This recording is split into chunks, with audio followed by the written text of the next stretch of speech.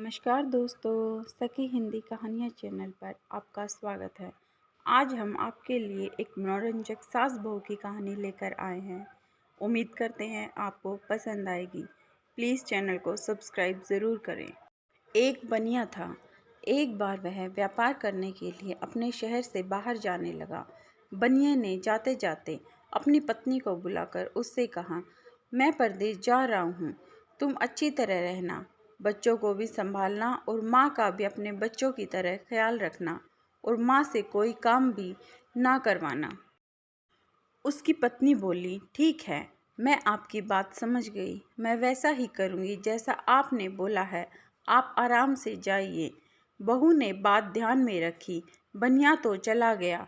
बहू ने दूसरे ही दिन माँ जी से कह दिया, माँ जी, आपके बेटे मुझसे कह गए हैं कि माँ को अपने बच्चों की तरह संभालना और उनको कोई काम मत करने देना। अब से आप घर का कोई काम नहीं करेंगी।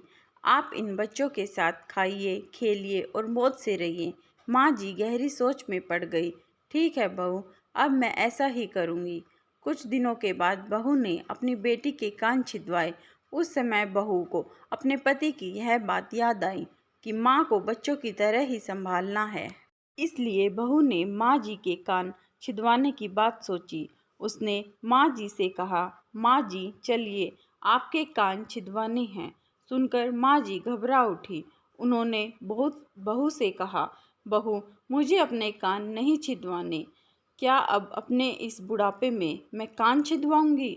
बहू बोली, जी नहीं माँ जी, आपको यह करना ही होगा। मैं नहीं चाहती कि आपका बेटा मुझे कुछ कहे, इसलिए आपकी मैं अच्छे से देखभाल करूंगी।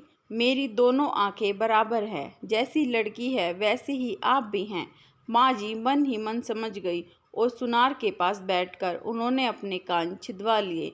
सुनार ने कान छेदे और कान में धागा भी डाला।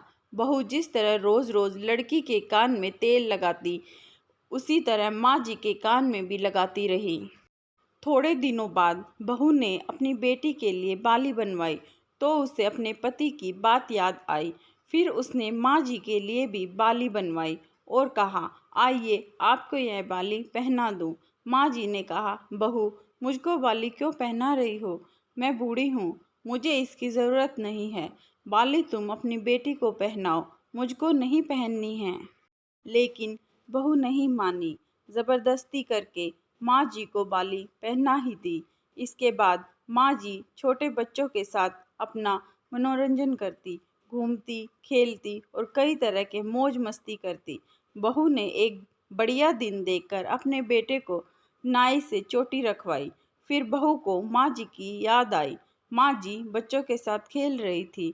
उन्हें वहाँ से बुलवा लिया और कहा, माँ जी आइए, नाई के सामने बैठिए। मुझे अपने लड़के की तरह आपके सिर पर भी चोटी रखवानी है। जब मैंने अपने बेटे गोविंद को चोटी रखवाई है तो आपके क्यों ना रखवाऊं? इसलिए आप जल्दी आइए। माँ जी ने बहू को बहुत समझाया पर बहू टस से मस न हुई। आखिरकार माँ जी नाई के सामने बैठी और उन्होंने अपने सिर पर चोटी रखवाई। बाद में बहू रोज माँ जी की चोटी में तेल डालती, चोटी गूंथती और सर पर ओढ़नी डालकर माँ जी को बच्चों के साथ खेलने के लिए भेजती। जब खाने का समय होता तो वह उनको आवाज़ देकर बुलाती। ऐसे रोज़ होता रहा। जब बेटा घर वापस आया तो सबसे पहले उसने अपनी पत्नी से माँ के बारे में पूछा, माँ कैसी है और कहाँ है? मुझे उनसे मिलना है। बहू ने कहा, माँ जी तो बच्चों के साथ खेल रही है, यहीं कहीं होगी, आ जाएंगी। बेटे ने कहा, क्या कहती हो? माँ गली में खेलने गई है? गली में तो बच्चे खेलते हैं। बहू ने कहा, मैं तो माँ को खेलने भेजती हूँ। आपने कहा था कि माँ को बच्चों की तरह रखना। मैंने तो लड़की की तरह ही माँ के भी कान छिदवाए हैं और कानों में बालियाँ पहनाई हैं।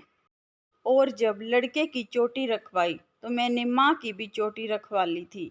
जब मैं सबको खेलने भेजती हूँ तो माँ जी को भी खेलने भेज देती हूँ, क्योंकि मुझे सबके साथ एक साथ व्यवहार करना चाहिए ना। पति को समझते देर न लगी कि उसकी स्त्री की अकल का दिवाला निकल गया है। बाद में पति के कहने पर बहू ने माँ को पुकारा। माँ जी गली में से खेलती खेलती आई और अपने बेटे को देखकर उसकी आंखों में आंसू छलक आए। माँ की हालत देखकर बेटा भी दुखी हो उठा।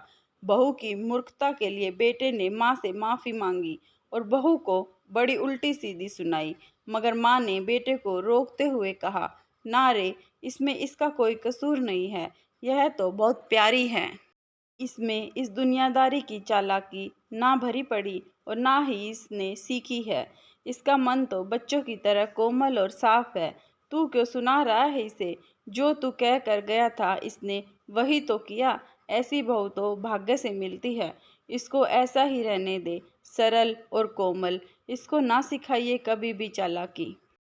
दोस्तों, आज की दुनिया इतनी चालाक हो गई है कि हमको साधारण और सरल स्वभाव के इंसान भी पागल लगते हैं और वह उनका मजाक उड़ाने में देर नहीं करते। लेकिन साफ मन के इंसान आज मिलने ही नहीं हैं। इसलिए शायद हमें विश्वास होना ही बंद हो गया है कि ऐसे सरल इंसान भी दुनिया में हो सकते हैं, क्योंकि दुनिया में चालाकी इतनी बढ़ गई है। तो दोस्तों, उम्मीद करते हैं आपको हमारी यह कहानी पसंद आई होगी। अगर आपको हमारी कहानी पसंद आए तो कमेंट के माध्यम से हमें बताएं। वीडियो को लाइक करें, शेयर करें और हमारे चैनल को सब्सक्राइब करें। बेल आइकन दबाना ना भूलें, जिससे हमारी कहानियाँ सबसे पहले आप तक पहुँचे। धन्यवाद।